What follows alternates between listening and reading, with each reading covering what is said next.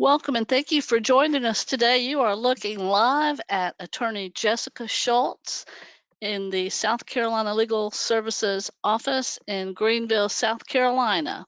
Thanks for tuning in to another episode of Level Up Law, where South Carolina Legal Services is leveling up your legal knowledge on the different areas of law that we handle.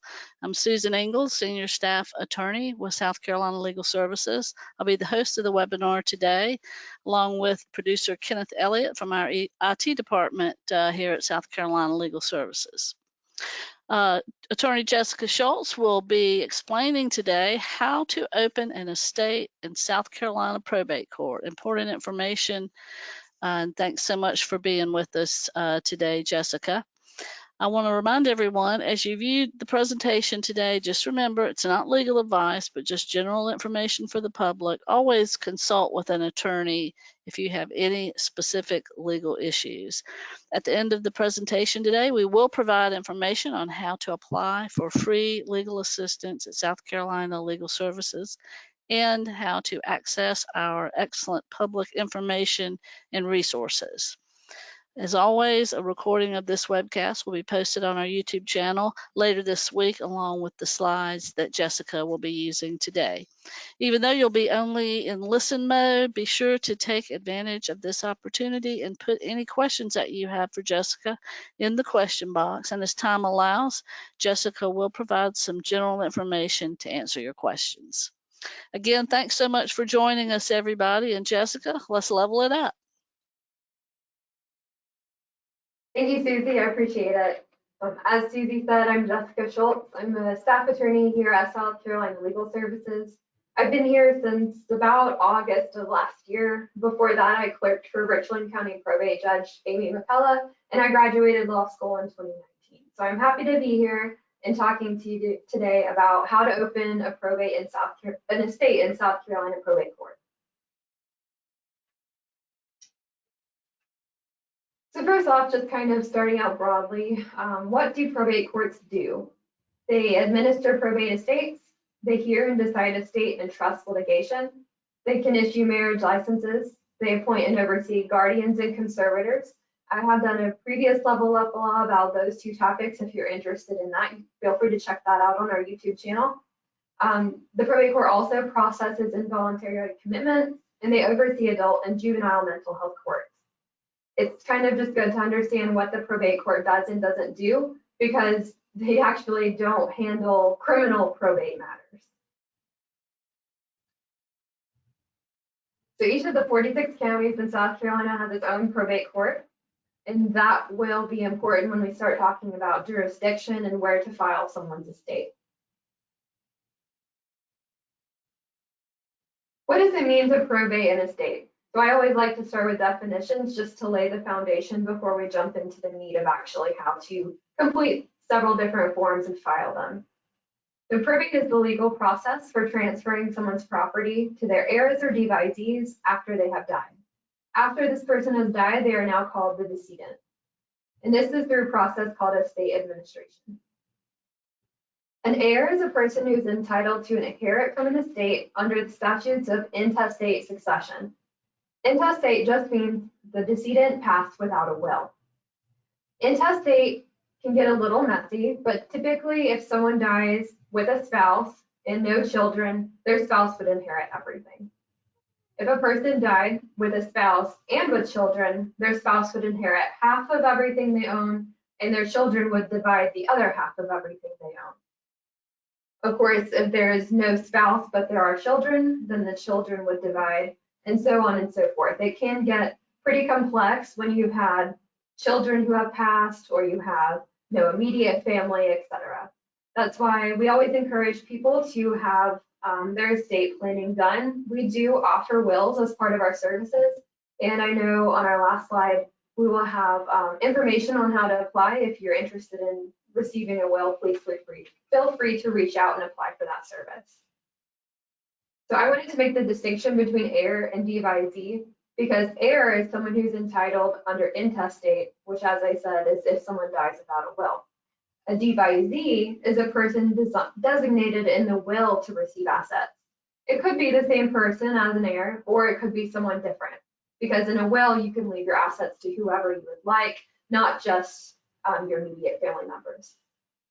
In a testate, estate means that the decedent died with a will. So intestate is without a will, testate is with a will. And then finally, personal representative is just, it means the same thing as executor or administrator of the estate. There are a couple of different types of estates in South Carolina. There's a small estate, which is where the value, the entire value of all the assets in the estate are equal to or less than $25,000, and the estate does not contain real property. That means the decedent did not own any sort of real property, anything with a title, real property. This can be opened in 30 days after the decedent's death. It can be usually opened and closed in one day. It's very straightforward and easy administration. A full estate is a little different. It's if the decedent passed with an estate valued over $25,000 and or contains real property, so owned real estate. It should be opened within 30 days after the decedent's death, but it must be opened and administered within 10 years of the decedent's death. If more than 10 years have passed since the decedent has died, you will no longer be able to do a full estate administration. Typically, the administration period lasts about 1 year. There are also taxable estates. The taxable estate, the federal taxable exclusion amount is right now $11.7 million, so fairly high. And just beware, there's no state tax in South Carolina. Probate is very form-based. I'll mention several forms in this presentation. I'll try to provide you examples of all the forms I reference, but just so you know, you can always go to the probate court and pick up copies of these forms.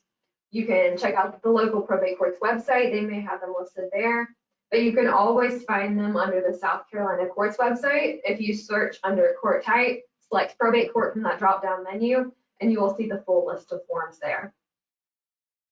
Most of these forms are designed to be universal, so they should be accepted at any of the probate courts in South Carolina.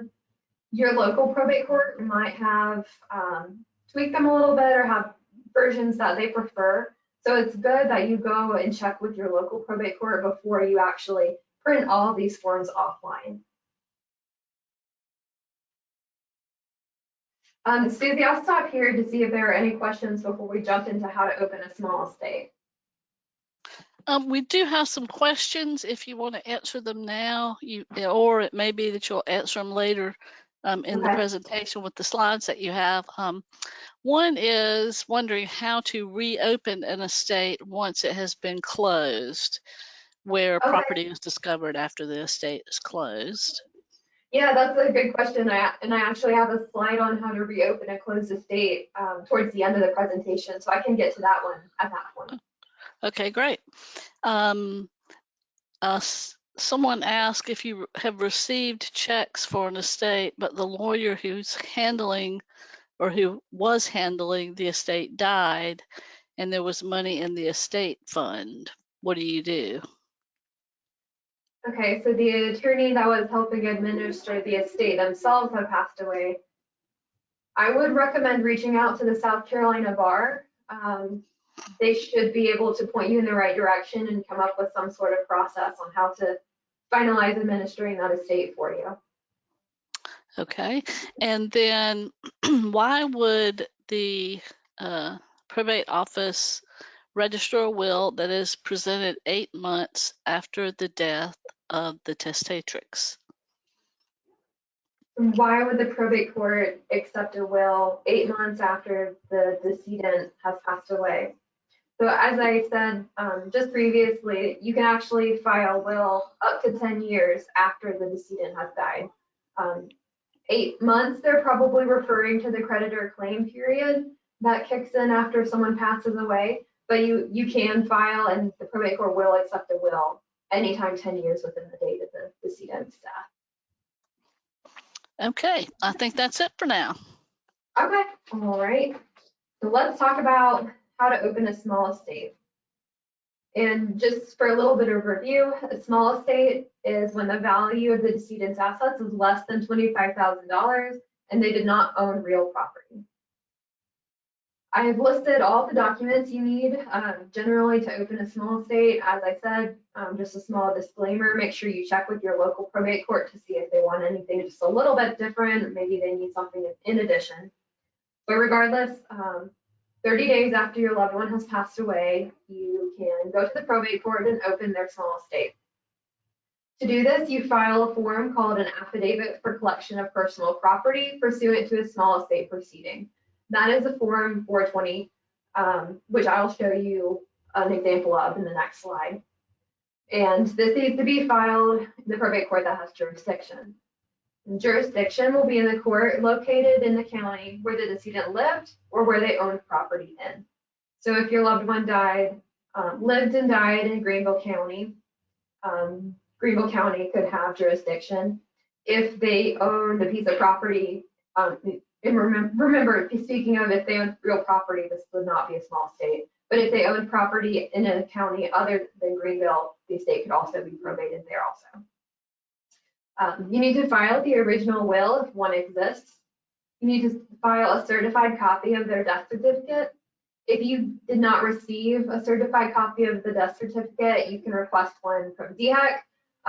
Oftentimes, the funeral home will receive, I've seen where they've received 10 death certificates that you might be able to ask them also.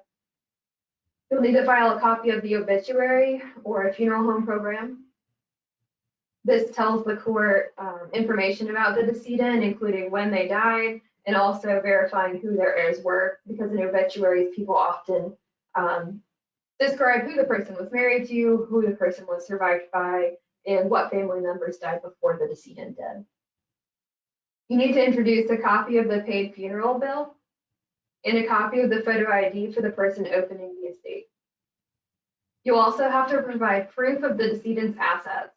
This could be bank statements, it could be car titles, it could be checks, like refund checks, unclaimed funds, things like that. You will need to know specific details about the assets that the decedent owned, because the court needs to know exactly what assets they are transferring. For example, for bank statements, you'll need to know the name of the bank, you'll need to know bank account numbers, and you'll need to know the account balances. If you don't know account balances, which is common, don't worry, that's all right. There's a form for that also, and that's called an affidavit to obtain bank balance. I'll show you an example of that one also. But in this form, you can complete it, take it to the probate court, and they'll actually issue an order asking the bank to provide you with a copy of the most recent bank statement, which would show you how much money was left when the decedent died. Similarly, you'll need copies of the car titles showing the VIN numbers. If you need duplicate car titles, you can go to the DMV and request those. But just keep in mind that you have to provide proof to the probate court of the assets you're saying the decedent owned and you're asking the court to transfer for you. Lastly, you'll have to pay a small filing fee. The filing fees for small estates vary throughout the counties. In Greenville, it can range from $12.50 to $67.50. It is based on the value of the estate asset. And this is the affidavit for collection of personal property that I spoke to you about. This is the form you need to complete and file when you're opening a small estate. You'll see that you'll complete the decedent's information, their legal name, date of birth, date of death, and age of death. You can pull all of this information from their death certificate. Number 2 asks where the decedent was domiciled. That means where they lived, where they resided at the time they died. That's where you would include their address. 3, you're verifying more than 30 days have passed since the decedent died. 4 says there's no application or petition for appointment of personal representative. We'll get into that in a bit, but that basically is you're telling the court there's no proceeding for a full estate or there's no lawsuit going on in the probate court yet. In 5, as you can see, you need to list the name of the successors. This is where if the decedent left a will, you would put the information of the devisees who were left assets in the will. If the person died without a will, so intestate, this is where you would need to identify the intestate heirs and include all of their information. Sometimes I've found it helpful when you're trying to figure out who the intestate heirs are, if you will draft a family tree just on your own on a notepad and work down through it. I found that to be the most helpful. Make sure no one gets left out. The second page is where you're telling the court what assets the decedent owned. So remember, you also have to have proof of the assets outside of this form, but this is where you provide the information. So bank accounts, stocks, motor vehicles, mobile homes, boat, motor trailer, unclaimed property, life insurance, etc. Everything except real property, so real estate, and everything, the combined value must be less than $25,000. This is the affidavit to obtain bank balance. Like I said, this is the form you can take to the probate court to complete, and where they will issue an order, as you can see on the bottom of the form, which asks, actually orders the bank to provide you within 10 days the date of the order, how much money remained in the decedent's bank accounts. This does not release the assets to you. The funds will remain in the bank account until a final order from the probate court, but it does let you know how much is in there. And Susie, do we have any questions about small estates? Actually, one question is, on the bank account, if it is joint with right of survivorship, does it have to be listed on that affidavit? Good question. And the answer to that is no. So if there's a co-owner or it's joint with right of survivorship, you do not have to place it on the sheet, and it does not go through accounting. That balance immediately becomes the property of whoever is titled on the bank account jointly with the decedent. That's a good question. And same thing with motor vehicles. If on the title there's the decedent's name and there's an or and then someone else's name, that means the vehicle passes without probate also. There would be no need to open a small estate if the vehicles are titled that way. So the same is true for the formal estate that you're getting ready to talk about as well on the joint? Correct. Okay. For a full estate, there's I'll try to remember to talk about it when I get to that form. There's a place where you can let the court know there are assets that pass with right of survivorship, but that's completely up to you, and you don't even have to do that if you don't want to. Okay, that's it. Continue, please. All right. And I guess one more thing I could say about the assets on this form, the life insurance, just note that this is life insurance that's payable to the estate only. So if the life insurance policy did not have a beneficiary listed or specifically wanted to be paid to the estate, that's when you would list that payout. This isn't life insurance that is where the wife maybe of the decedent is named as beneficiary. That would pass outside of probate also. All right, so now we're going to talk about full estates. So full estates, remember, are estates where the value of the assets are more than $25,000 and or the decedent owned real estate. Before we get into testate and intestate full estates, I wanted to talk about who has priority to open a full estate and serve as personal representative. There are, as you can see, I pulled this language straight from the statute, but there is a certain level of priority, and I'll go through each one. But number one, of course, is the person with priority is determined by a probated will. So the person who has top priority to serve as a personal representative is the person who has named and nominated personal representative in the will. A will can also, so they can nominate a primary personal representative.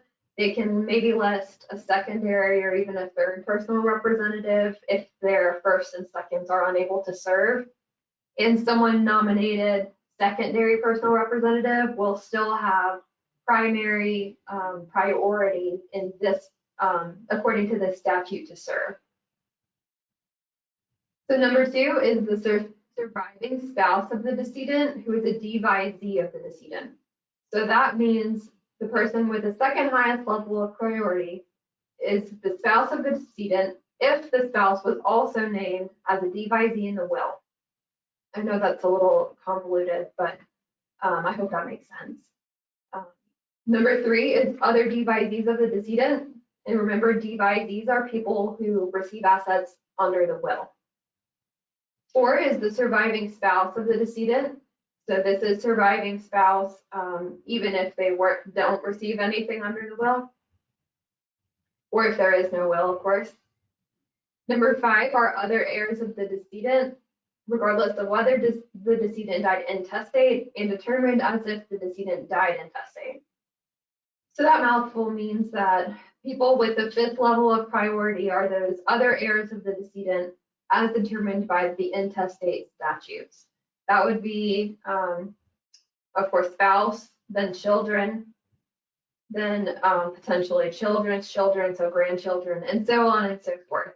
As I mentioned before, intestacy can get a little bit convoluted, and if you need help identifying who the intestate heirs are or who might have priority to serve under SPR in an estate where there is no will, it might be a good idea to reach out to an attorney to help you identify, to build that family tree and identify those individuals. Number 6, so 45 days after someone has passed away, if an estate has not been opened yet, a creditor can actually ask the probate court to open the estate. A creditor is someone who the decedent may have or may not have owed money to at the time they died. So credit card companies, things like that. Number 7, 4 months after the decedent has died, upon application, the South Carolina Department of Revenue may ask to open the estate.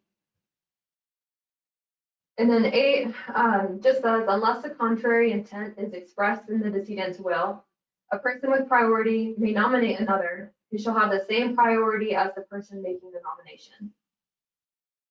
So that means if, and we'll get into this a little bit more, but unless the decedent's will specifically says, I don't want someone I've nominated as personal representative to nominate someone else to serve if they are unable to, the person named personal representative in the will can let the court know that they are nominating this other person who they believe is proper to serve. We'll talk about renunciation nominations in just a moment. I know that's a lot. Okay, so first we'll talk about how to open a full testate estate informally. So testate estate, this means this person died with a will, and we're trying to open it informally, which means without a lawsuit. To do that, we need to file an application for appointment and probate of will, which is a Form 300. Of course, you need to file it in the probate court that has jurisdiction, so wherever the decedent died or wherever they owned the property in. You need a copy of the original will if one exists, a copy of the death certificate, a copy of the obituary or funeral program, of the paid funeral bill, of the photo ID, proof of the decedent's assets. This filing fee, this is based upon the gross value of the estate. This varies a little bit, and it's based upon the value of the estate. I have the schedule of filing fees will be coming up in a few slides, so I'll talk about that then. And there's also a publication fee. This publication fee varies by county, and this fee is required only if the person has died within the last year. The publication fee pays to have the death notice put into the local newspaper, and this lets creditors know that an estate has been opened. This is a requirement. It's not negotiable if you wish to open the estate within a year. After a year has passed since the decedent died, there's no longer a creditor claim period, and there's no need for this publication fee. This is the easiest way to open a estate. You're hoping your loved one left you a will. You're hoping that at this point everyone's getting along, no one's contesting the will, no one's contesting you being appointed personal representative. In this scenario, you have priority to serve as personal representative. If for some reason the decedent left a will, but you're not named personal representative and you're trying to open the estate, if you can't find the original will and it's just a copy, if someone is contesting the will, if maybe the heirs don't get along, or someone believes you really truly shouldn't be personal representative, although you are appointed in the will, that gets a little more complex, and that will likely involve a formal lawsuit. And at that point, I probably advise reaching out to an attorney to assist you. But this is the easiest way to open a full testate estate informally. Okay, this is the Form 300, the application. And as you can see, I've circled the 2 boxes you need to check. This is the application for informal probate of will and appointment.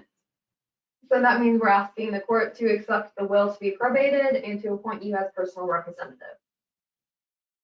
This form is fairly straightforward. You will fill in your own information under number 1. You'll fill in the decedent's information under number 2. And 3, you'll identify the venue, just as on the small estate affidavit, and provide the address for where the decedent was domiciled.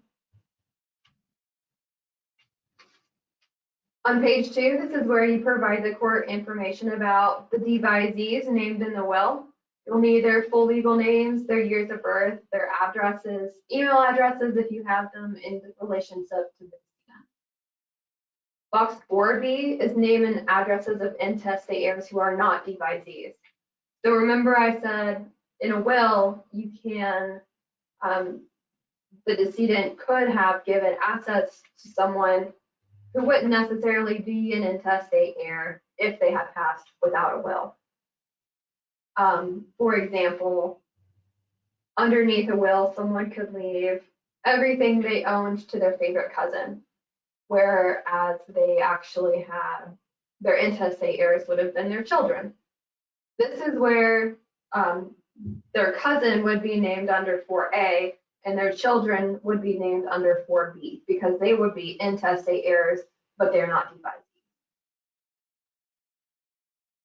The following questions, for C, 5, 6, 7, 8, and 9, you'll just have to complete those based on, to the best of your knowledge, answer them the way that, the way the decedent you believe would have had answered. So, for example, did all of the above persons in 4A and 4B survive more than 120 hours since the death of the decedent? In South Carolina, there is a 120-hour rule. So to actually inherit items from the decedent, their heirs or devisees had to have lived 120 hours past the date of the decedent's death.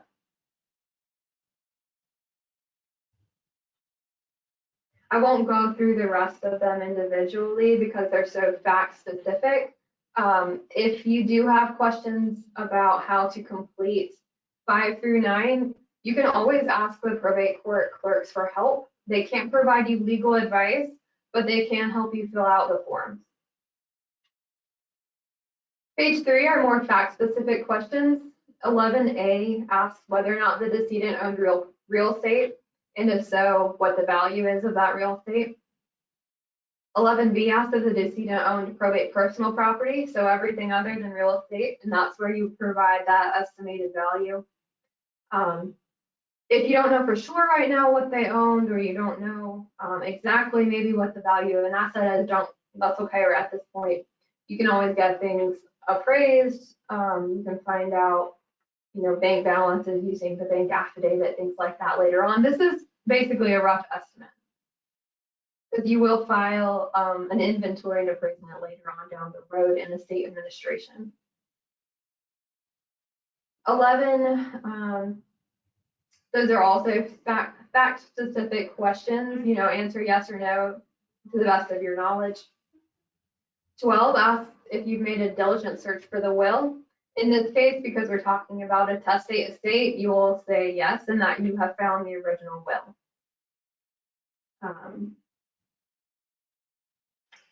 The rest of section 2 is asking fact-specific questions about the will. So review the will and answer these questions to the best of your ability.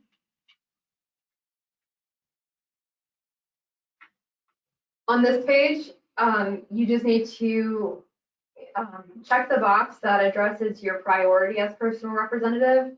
So in this scenario, you can see under number 2, you would check box number 1, so named as personal representative in the will. And as you can go down the boxes for priority, you see they follow the statute that I gave you earlier and the levels of priority that certain people have. Finally, under the verification, this is where you're telling the court that you swear everything that you filled out on this application is true as far as you know, and you sign and have that notarized. You leave this part blank. This is the portion the court will complete. So if they grant your order of informal probate, they will complete that. The judge will sign that portion. And likely the order for informal appointment is the same thing. The judge will complete it, sign it. We'll talk about bond in a moment, but this is where the court may require you to be bonded. This last page, 6 of 6, you'll just need to complete your information one more time and sign it. And this last box is where your attorney would assign also if you have one. This is telling the court that you accept the appointment of personal representative and you agree to perform the duties and discharge the trust of the office of the personal representative of the estate. Filing fees for full estates. These are statutory, and as I said, they are a percentage of the value of the estate. So if the estate is $1 to $4,999, your filing fee is just $25, and so on and so forth.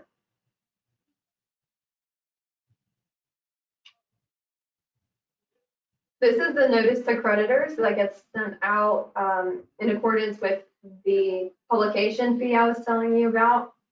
By state law, a notice of estate administration must be published once a week for 3 consecutive weeks in the local newspaper. And this is, of course, if the decedent has not been dead for more than a year. The purpose of this publication is to inform all known and unknown creditors of the decedent that the estate has been opened.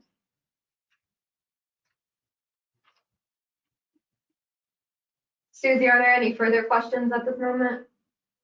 Yeah, we do have a couple of more. One that I think popped up a little bit delayed because I'm pretty sure you either have answered it or are answering it as you're going along, but just a general question about what does it mean to open an estate and what do I need to know before doing so? I think you've definitely answered most of that. I guess one of the big things is you need to know if the person had a will. Right. Yeah. Right. So you need to know if the person had a will or not, and generally what their assets were, whether or not they owned real property, whether or not the value of their property is $25,000 or more. Right. Okay. And here's another question. Would a codicil be okay to use to list all possible heirs to include grandchildren, or would an attached family tree that's been notified serve as the possible heir listing? So I'm not sure if she means an attachment to a will or what exactly that question is getting at. You may understand it more than I do. Okay, yeah, it sounds like so a codicil is an addition to a will where you might change a few things and you attach this document to the back of your will. I think maybe what she's asking is if it would be helpful to include a family tree in a codicil or even just draft one and attach one to the back of the will. I'm sure that would probably be pretty helpful.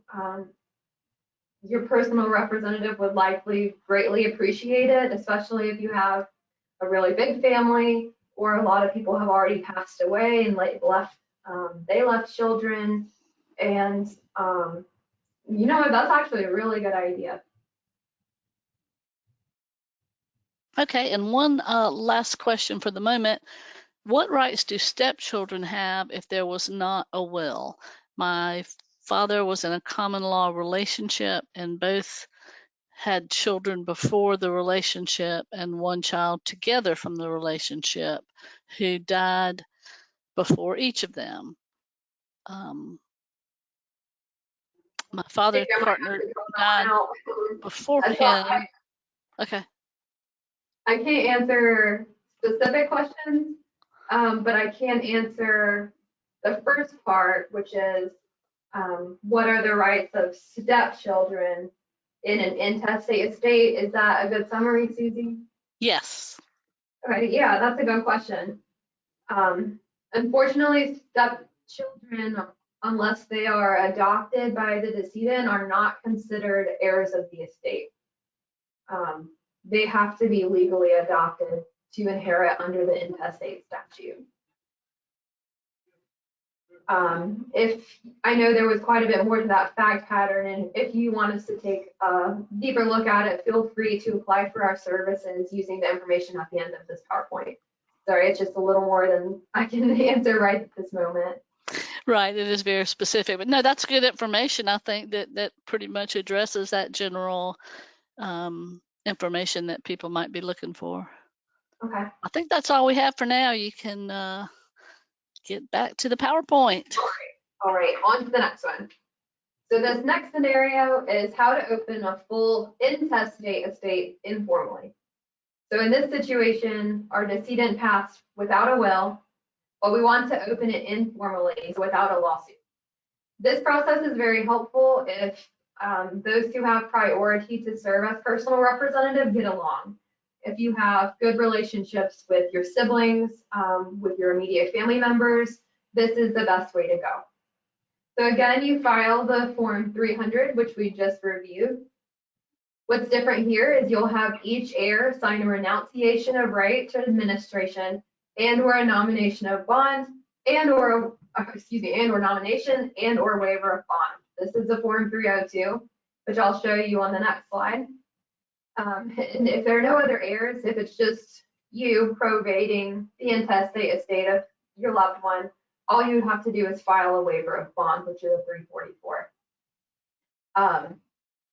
This allows, so if, let's give an example. So let's say the decedent is our father and he passes away.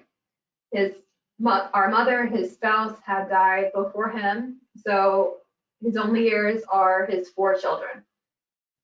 One of his children decides that they would like to be appointed personal representative. They'll take on that burden and they will administer the estate. And the other 3 children are happy that their sibling is willing to do this. They're supportive, they trust their sibling. They can sign these renunciation forms, which tells the court that they renounce their priority to serve as personal representative and that they nominate their sibling to do so instead.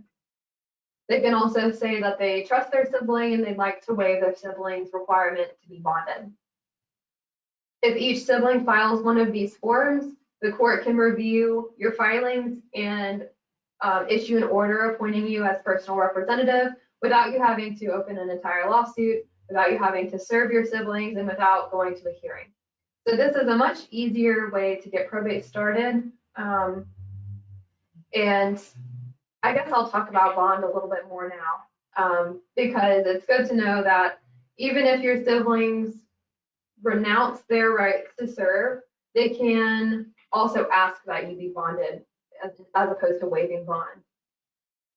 So bond is a protection of the assets of the estate from the personal representative, just in case the personal representative misuses the assets. The bond needs to be, it varies by probate court, but it needs to be at minimum the value of the assets of the estate. So if the estate is valued at $30,000, the bond at minimum will have to be $30,000. That way, if somehow the funds are misspent in some way, the heirs will have that bond to be able to receive their inheritance from regardless. I found what's helpful if you do need to be bonded, you can ask the probate court for a list of bonding companies they recommend. That way you can avoid some of the sketchier places. That's always super helpful. They'll point you in the right direction.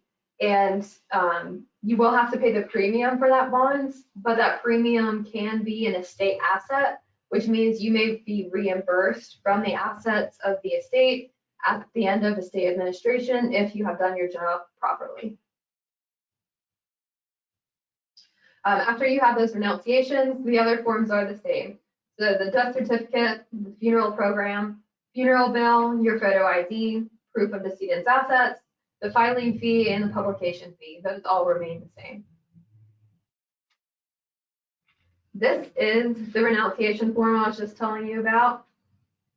So each of your siblings or whoever would have equal or higher priority to serve as personal representative that you do would need to complete this form. They need to renounce their right to serve as personal representative, and they also have the ability to renounce their right and nominate you, which is where they would fill in your name and your address. They can also waive bond with this form. They'll just need to sign it and have it notarized, and this needs to be filed in the probate court. This is a waiver of bond. So like I said, the other heirs can waive bond using this form. If they, for some reason, just want to waive bond but don't want to nominate you, or they don't want to renounce their role as their priority as PR, they can use this instead. And this just asks the court to waive your bond requirement.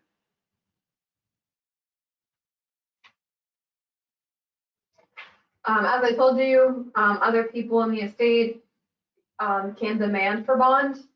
Of course, if you're a personal representative and you understand that you are acting in the heir's best interest, in the best interest of the estate, you are a fiduciary and you are protecting the state assets, it really shouldn't matter to you if you need to be bonded or not. It does add an extra step, but like I said, that premium can be reimbursed to you later on. I guess on the flip side, if you have, if you are someone with priority who is not seeking to be appointed PR, if you're wanting the personal representative bonded, you could file this form also. Okay, before we get into formal estates, Susie, are there any other questions? Jessica, don't see any other questions right at the moment, so you're good to go. Okay, perfect. In this situation, we're going to talk about how to open a full estate formally. This can be intestate or testate, and an estate needs to be opened formally if there are a couple of different situations going on.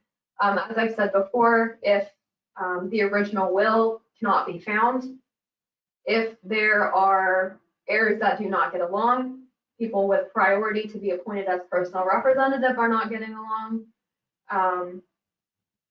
Maybe if all of the personal representatives nominated in the will have passed away themselves, there might need to be a formal estate.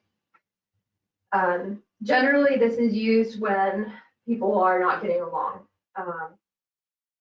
So this is a little different because you'll need to file a summons along with your petition for appointment.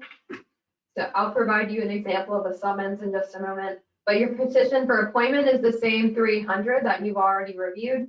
It's just filled out a little differently. I'll show you how to do that. Most of the requirements are the same, so the death certificate, funeral bill, program, ID, assets, etc. You will have the publication fee, you will have the filing fee, and here you have an additional petition fee. This is $150.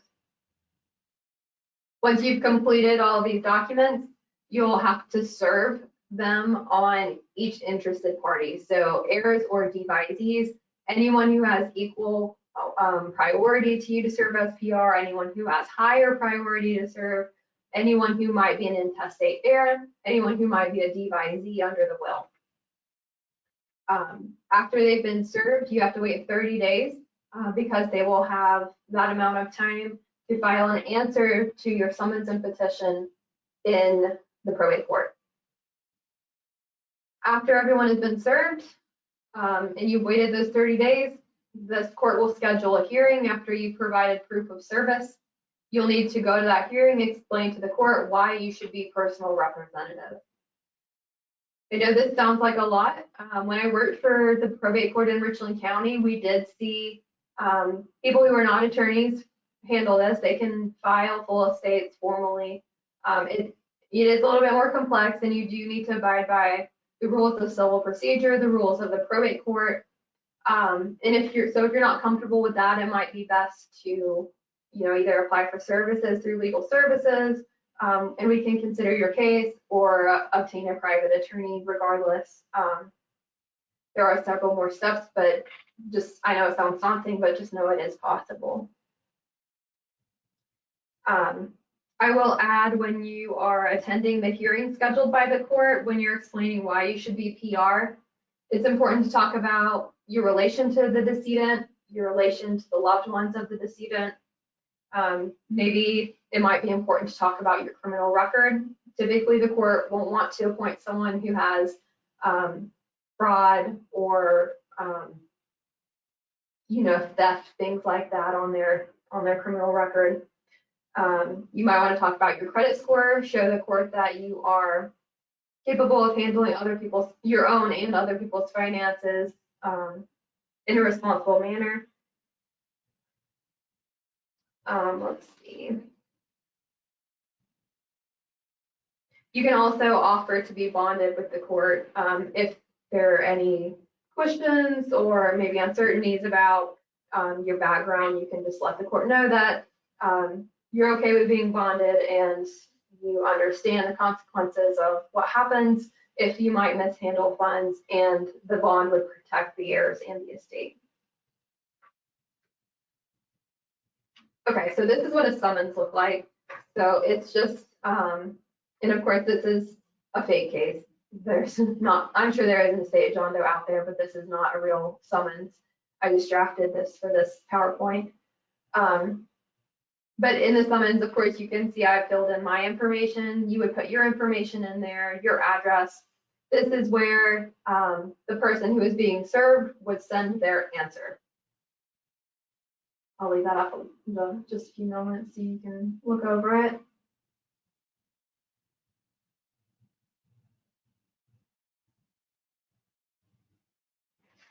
Okay.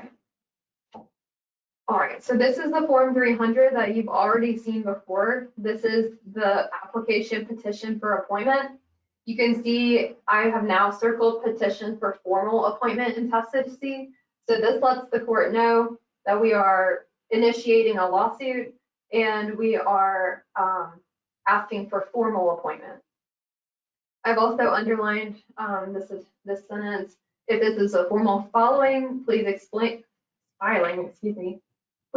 on page 4 or attach pleadings pursuant to the South Carolina Rules of Civil Procedure. So that kind of hits on again that you need to be aware of the proper court rules. However, if you don't choose to attach pleadings, which are additional documentation for the court to consider in your lawsuit, I'll show you where on page 4 you can explain why you're needing formal appointment. Right there. It doesn't give you a lot of space, but of course you can use additional sheets. And this is where you could say one of the 4 siblings is not renunciating and nominating me. They're refusing to participate, and that's preventing an informal opening of the estate, something like that. Another option would be cannot find the original will, can only find a copy, need to admit this copy, all the heirs are in agreement, this is a true and valid copy, etc. So whatever your issue might be, this is where you can kind of fill the court in on that information. I only provided pages 1 and 4 because this is the same 300 you've seen previously, and everything else you would fill out the same way. All right, so at this point, you have opened an estate, whether informally or formally, whether intestate or testate, and you have been appointed personal representative. So that means the court has either filled out those informal appointment orders that you saw, or they have issued a formal order naming you as personal representative.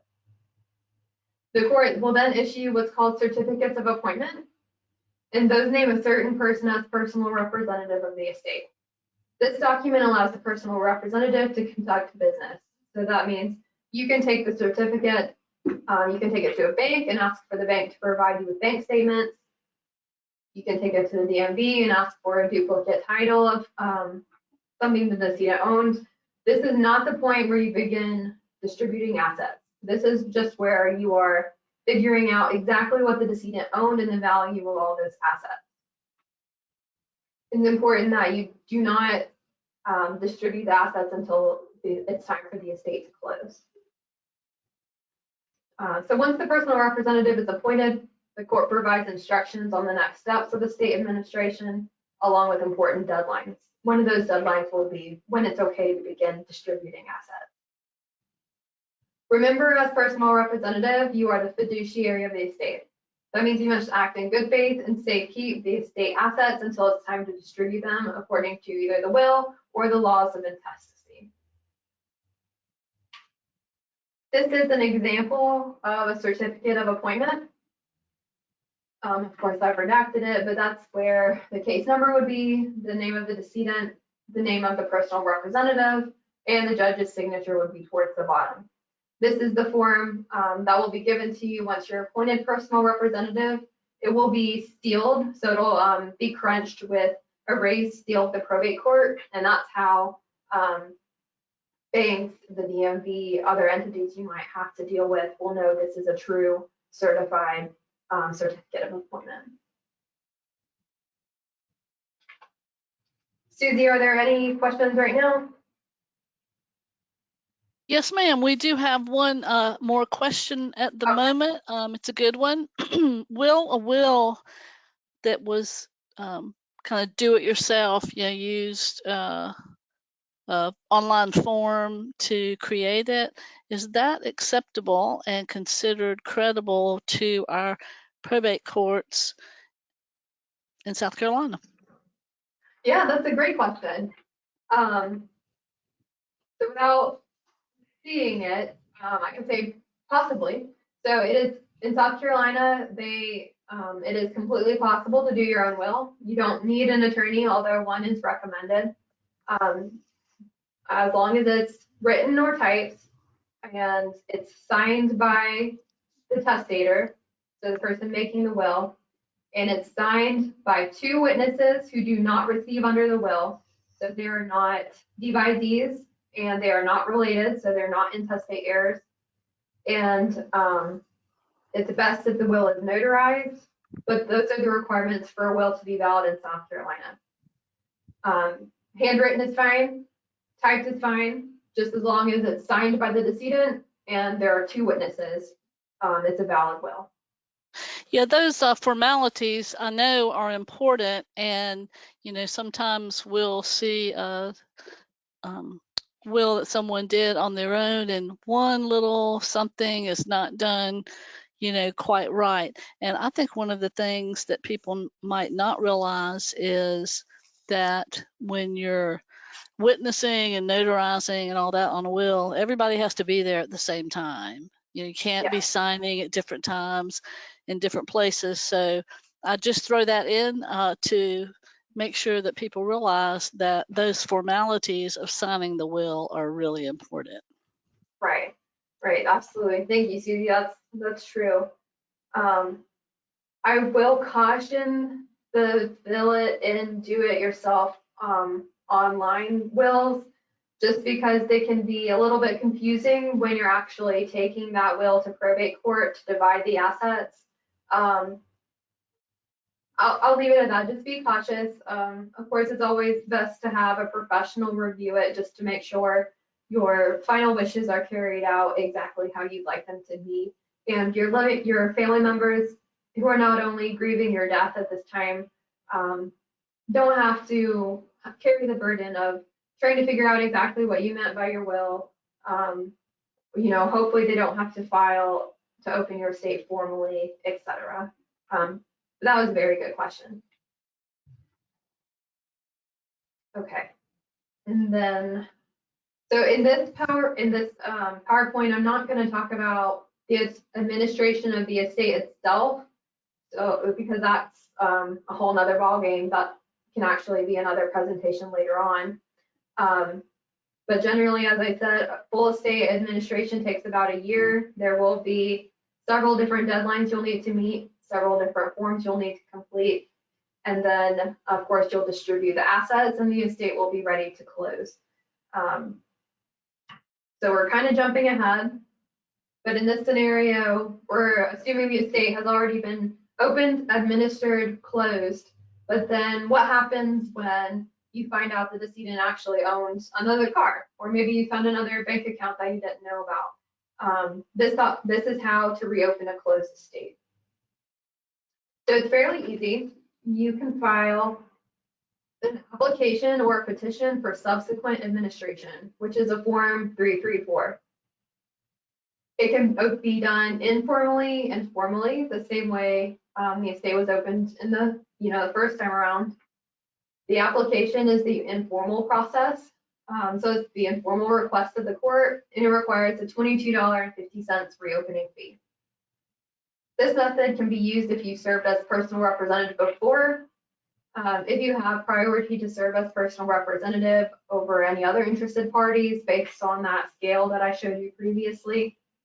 Of course, they can be opened informally if all the other interested parties file a renunciation and nomination, just as when we were opening the full estate, and everybody gets along. This doesn't trigger another full estate administration. This will reopen the estate just to move that one extra asset you found according to the decedent's will or the laws of intestacy, and then it'll be closed again. The second way how to do it is formally. So with a petition, this does require the $150 petition fee, does require that summons, and the $22.50 reopening fee. You will have to serve all the parties, and there will be a hearing. So it's the same process as opening a full estate formally previously. You'll need to use this method if you don't have any sort of priority to serve as personal representative. If people who do have priority will not sign those renunciation nomination forms. If people disagree about who should reopen the estate to move this one asset, etc. And here is that form. Remember, all of the forms I've referenced can be found on sccourts.com. They can also be found on the local probate court's website. They can be found by actually going to the probate court and just requesting they provide you with a copy of these forms. As you can see, the same two boxes, you can either check an informal application or a formal petition. You'll explain to the court why subsequent administration is needed. That's where you'll identify what additional asset you may have found. Number two, let the court know that you served as personal representative before, if that's the case, and ask you some questions about bond, whether or not you were bonded before, whether or not bond was waived, etc. Or if you did not serve as personal representative in the initial proceedings, you're the same priority boxes to serve now. The second page is just the verification, again, saying that everything you've said in this form is true as far as you know, and you're submitting this to the court as your verification of the statement. You'll sign it and you'll have it notarized, and you leave the two boxes, the two following boxes blank. So the order for hearing, of course, the judge would complete that if they decide a hearing is needed, and then the final box is your order for subsequent administration. So that's where the judge would complete it and you would be appointed subsequent personal representative. Same thing kind of happens then. You would be issued a certificate of appointment. it would likely be restricted. So it would include some sort of language saying appointed subsequent special administrator to transfer remaining vehicle or something like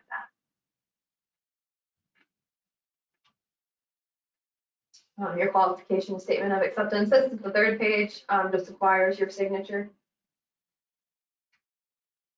And that is all I have for now. Like I said before, if you would like us to consider your case for filing a will, or if you have any probate questions, feel free to apply. You can apply online, or you can apply using our telephone intake service. That's 1-888-346-5592, and they are open Monday through Thursday, 9 to 6. Do we have any other questions, Susie?